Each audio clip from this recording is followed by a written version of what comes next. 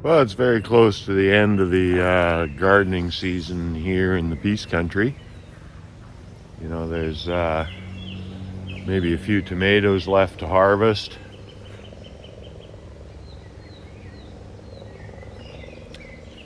Might need to pick the onions. Perhaps a carrot or two is left.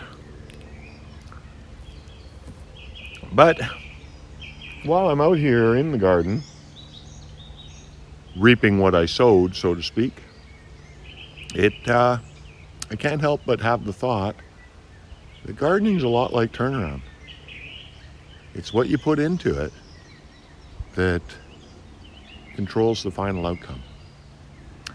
I'm going to be down at the World Petroleum Congress in Calgary here in a couple weeks, and if you wanted to come down and have a chat about that or anything else involving brownfield project control, please do. I'd love to talk to you. I love this stuff more than I love gardening.